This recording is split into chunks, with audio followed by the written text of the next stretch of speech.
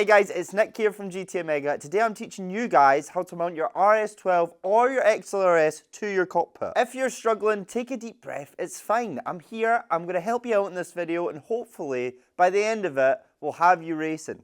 Right, so the first bit I'm going to start off with is the slider. I think a lot of people get stuck with this bit because they don't know how it works. So I'm going to quickly show you guys. The way the slider works is it slides. And the way it slides is because of this little silver lever right here. So if you take your thumb and you press down on the silver lever, it's really tricky, but you can get the slider to move. Now moving the slider just with your hands can be pretty tricky, so I recommend grabbing an Allen key, sliding it through the hole in the slider, and then pressing down on the lever and pulling it through. That's the best way to move it. Now, when you attach your sliders, it's important you have them the right way around. So what is the right way around? Well, the lever is attached to the flat side of the slider. As you can see, you've got a rigid side and you've got a flat side. The flat side attaches to the chair. This means that the lever is going to stay with the chair. Otherwise, you're going to be pulling a lever and the chair is going to move and the lever is just going to stay put, which we do not want. This means that the rigid side is the side that attaches to the cockpit or whatever else you're attaching your chair to. Now, the lever has a flat part. So as you can see the flat part on this side, this means that this is the front of the chair and this is the back of the chair. Now that I've cleared that up, let's get building. So first you want to take your racing seat and you want to rest it against something upside down. In this case, I'm going to be using this desk. So this is the bottom of your chair. This is the back of the chair and this is the front of the chair. I know there's a lot of holes on here, but these ones and these ones are for your sliders. If you're mounting your sliders to the RS12, I know there's a lot of bolts here, but the ones that you need to use for your sliders are these two here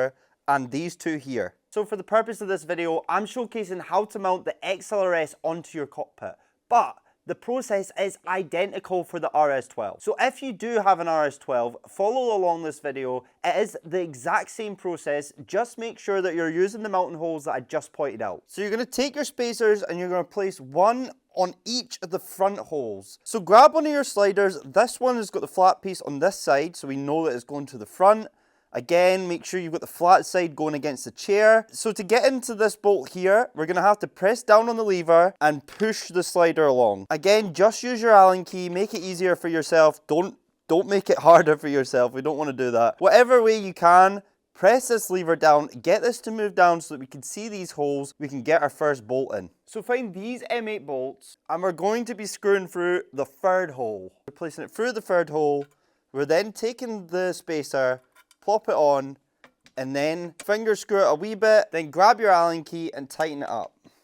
So again, just using your Allen key, tighten the bolt on until it's solid. Now I want you guys to find these profile pieces. These are the profile pieces that come from your cockpit. So if you're mounting to a cockpit that isn't ours, then it might be a little different. But these are the profile pieces from a Prime. If you're mounting on a Prime Light, these profile pieces are going to be shorter and they're going to be double. Now if you haven't already, make sure your profile piece looks exactly like this. So you've got one T-nut here, one T-nut here, and one corner piece on each side, obviously connecting with a T-nut. Now I want you guys to find these short M8 bolts. If you have a measuring card, you can measure them up. These ones are M8 by 15. If you don't have a measuring card, just measure the length of the thread. So what we want to do is we want to press hard down on the lever and move the slider along. So the way that we're doing this is we're taking this bolt, we've got to get it through this hole here in the slider, and we're attaching it to the T-nut on the metal frame. Now because it's quite tight in here, it's quite hard to get under, we're just going to spin it around like so. So now we can get under and we can screw right in. So here, taking your T-nut, place it up, and then just guide it into the T-nut. I recommend just finger screwing it until you catch it on, and then you're taking your Allen key and you're tightening from the bottom. So as you can see, this is the bolt right here. We're just using the Allen key and tightening it up. You want to make sure that this is very tight because we're not going to be able to come back to it once we've attached the other side. So now we have the profile piece attached to one side of the slider. We're now going to spin it right round again. Pressing down on your lever, you're pushing it right out as far as you can, and you're taking another short M8 bolt and we're going to be screwing through the slider into the T-nut that is in the profile piece. So if you move the profile piece to the side, you're going to be able to see that there's 4 different holes here. It honestly doesn't matter which one you screw through, but for this instance, I'm just going to stick to the second one on both sides. Again, it really doesn't make a difference. So again, just take your bolt and you're screwing through the slider into the profile piece. If you need to move the T-nut, just use an Allen key to just push it slightly until it lines up. Again, make sure that you're tightening this up as tight as you possibly can. Now make sure that the profile piece is not moving anywhere, then slide it back round, and now press down on your lever and pull your slider as far forward as you can. And there should be enough of a gap between the profile piece and the end of the slider so that we can get into this screw. If you don't have enough of a gap to get to the end of the slider, then unfortunately you're going to have to go back a couple steps. You're going to have to slide this profile piece a little bit more forward so that you can get into the back. So now this might be a bit tight, but I want you to lift up your slider and try and get your spacer just underneath. So it's a little bit tricky, but if you lift the slider up and then get your spacer in, then you're taking your bolt and you're bolting through all of it. Again, make sure it's as tight as you can possibly make it. Put your back into it. Oh. So now that is one slider attached. It is the exact same for the other side. The exact same process, it's just inverted because it's the other side. But before we move forward, I want you guys to make sure that this is solid. Make sure there's no movement, and if there is, go back and tighten up the bolts because you do not want a wobbly chair. Right, let's move on to the other side. So take your slider, make sure you've got the flat piece at the front, and again we're attaching the flat side to the chair. Using an Allen key, we're just putting it in the hole and sliding it along. So again, make sure you've got your spacer here. Then line up the third hole with the spacer, grab the same long M8 bolt and screw it into the chair, using an Allen key to tighten up. Make sure it is properly tight. So the distance from the end of the slider to the end of the profile piece, we want to be the exact same on the other side.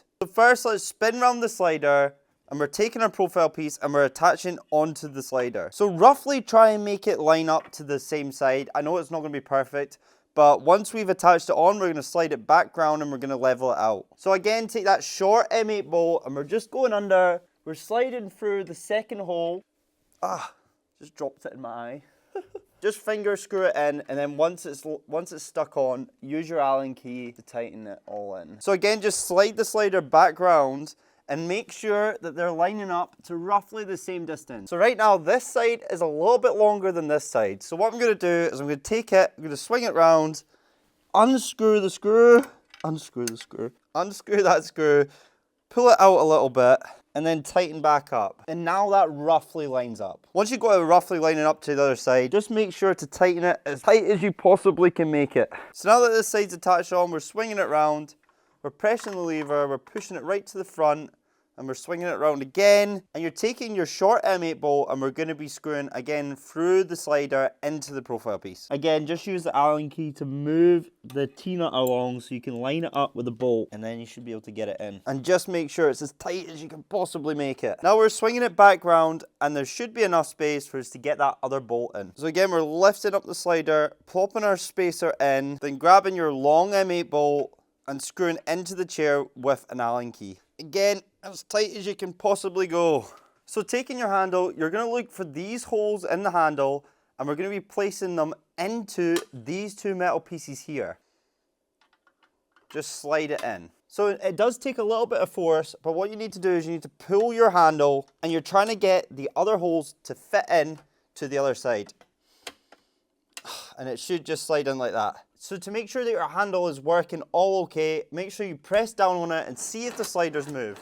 If they're not moving, then you might have the handle the wrong way around. So now before we go forward, press down on your lever and make sure both sliders are as far at the back as possible. We want to make sure that they're both the same on each side. Now coming over to the cockpit, we're attaching the chair to these two profile pieces here. Hello, before taking the chair over, make sure you've got these 4 T-nuts here. So bring your chair over and you're just placing it down for just now. So now take your Allen key and move your T-nut in to under the corner bracket. Then you want to grab the short M8 bolt and you're just screwing into the corner bracket, making sure it's nice and tight again. So again, just screwing another one on this corner piece. Again, just make sure they're nice and tight. So now that these back corner pieces are in, grab the handle from underneath and slide the seat backwards. So again, just grab your M8 bolt and tighten in each of the corner pieces. If your corner bracket isn't lining up with the profile, just unscrew your bracket and move it a little bit down, then tighten it back up. Now take that last M8 bolt and just